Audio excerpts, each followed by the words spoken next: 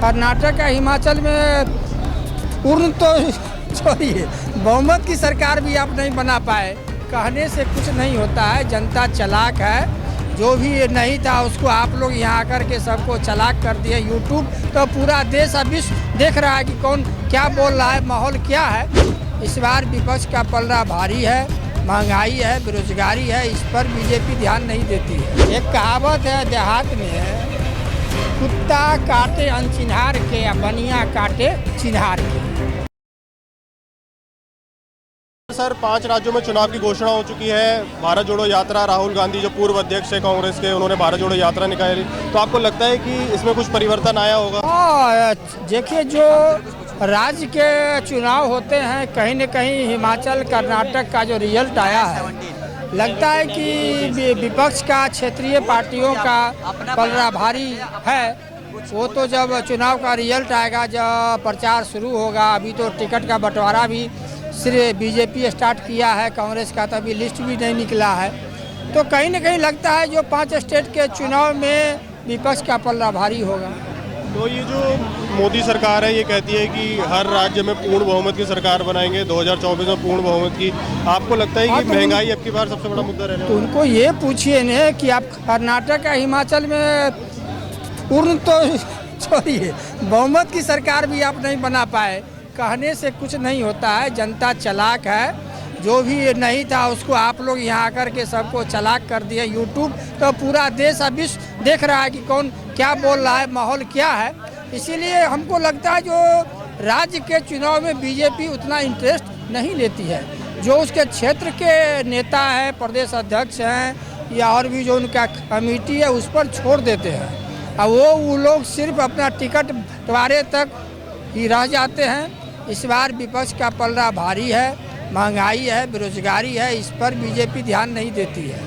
और जो नया काम कर रही है, अच्छी बात है। देश के प्रधानमंत्री अच्छे हैं, बढ़िया काम कर रहे हैं। इसका फायदा उनको 24 में मिलेगा।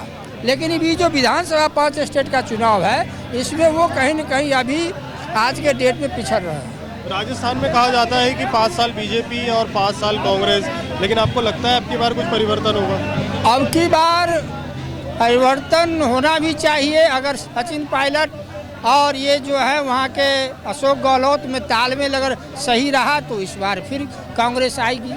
क्योंकि वो जो रेवड़ी का पिटारा जो ये लोग खोलते हैं ना, वो कहीं न कहीं सीधा वोट को चोट करता है। आपने कई इलेक्शन देखे होंगे सर पीछे, क्या कहेंगे कि अब की बार क्या क्या मुद्दे रहने वाले हैं क्षेत्रीय और केंद्रीय जो चुनाव आने वाले हैं? मुद्दे तो पहला मुद्दा तो विकास तो रहता ही है।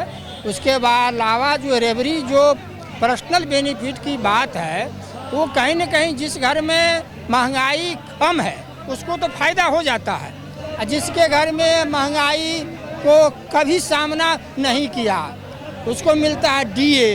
जब ये महंगाई बढ़ेगा, गरीब पर पड़ता है बोझ, और घर में आता है महंगाई भत्ता इतना हो गया। अरे कौन चीज़ हो गया भाई, आपको काहे हुआ, हमको काहे नहीं हुआ। तो ये आम जनता अब सब समझती है कि सरकार सिर्फ नौकरी पेशा वाले के लिए ही महंगाई भत्ता है, हम लोगों के लिए कुछ नहीं है। हम लोग जितनी बार दवा लेने जाते हैं उतनी बार उसका दाम बढ़ा हुआ रहता है। इसीलिए कहीं न कहीं जनता जितनी बार दूध लेने जाइए, जो भी राशन पानी है, अभी हाल फिलहाल में जीएसटी भी लगा दी गई है। जीएसटी हर खाने पीने की चीज़ में जीएसटी, बिल्कुल। ये देख रहे हैं कि हमारे अंधभक्त हमारे हैं, वोट उनको देना है। वोट अगर दे ही रहे हैं तो आपको देखिए, एक कहावत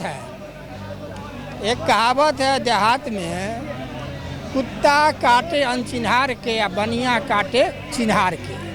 तो वोटर उनका बनिया है, वो व्यापारी हैं, गुजरात से हैं। वोटर से वोट कैसे लिया जाए, ये टेक्निक विपक्ष के पास केंद्र के लिए नहीं है, राज्य के लिए है, केंद्र के लिए नहीं है।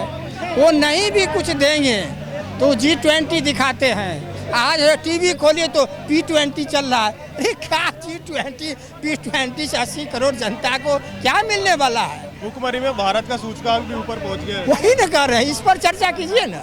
इसमें कोई नहीं, खाली G20 P20 P20 की चर्चा हो रही है। महंगाई बढ़ेगा। जब ये आए थे तो आप आम जनता से पूछिए, बीजेपी वालों से, कि देश पर कितना कर्जा था, आज कितना कर्जा है। तो ये तो कर्जा लेके चले जाएंगे, इनका जीवन है 2 साल राजनीतिक जीवन।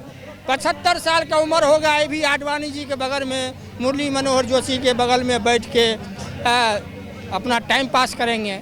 लेकिन कर्जा तो हम आपको सधाना है ना। तो महंगाई बढ़ने का मतलब क्या होता है?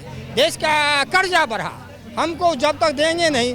अब जीएसटी कहीं 28% होता है, और 100 रुपया का सामान लीजिए 128 रुपया दीजिए।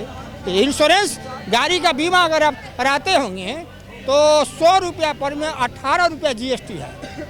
हम जब बीमा कराते थे तो 1 पैसा जीएसटी नहीं था। 5% हुआ, 8 हुआ, 10 हुआ, 12 हुआ, एक के बार 18 कर दिए। तो ये तो हम जान रहे हैं कि क्या कर रहे हैं। तो जिसको आमदनी है उसके लिए ठीक है, जिसको इनकम नहीं होगा वो दवा कहाँ लेगा, कि दूध लेगा, कि क्या करेगा, ये तो वक्त बताएगा। इसीलिए क्षेत्रीय में इनका कुछ नहीं चलता है। वहाँ का जो राजनीति है वो अलग है, केंद्र में ही है, रहेंगे, क्योंकि वही जो कहावत आपको कहे वही चल रहा है हमारे देश में। 5 राज्यों में चुनाव की तैयारी हो चुकी है, क्या लगता है आपको अब बार कांग्रेस और बीजेपी पे किसका पलड़ा भारी रहेगा? आपको क्या लगता है, महंगाई भी मुद्दा रहने वाला है या किस तरह का समीकरण देख रहे हैं? मोदी जी आए हैं और मोदी जी रहेंगे, ये मेरा मानना है और युवा पीढ़ी का मानना है, और मोदी ही रहेंगे। महंगाई मुद्दा नहीं रहने वाला? कुछ नहीं मुद्दा रहेगा। हमारे जब जल है वो मतलब क्या बोलते हैं, मैं भूल गया भाई, अब मैं बात बता।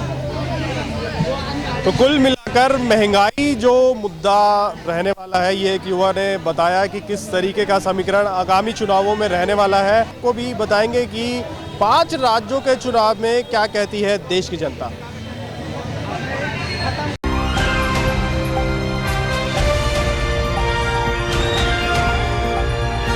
दिल्ली, हरियाणा, उत्तर प्रदेश, राजस्थान की हर खबर के साथ देखते रहिए न्यू इंडिया न्यूज नेटवर्क।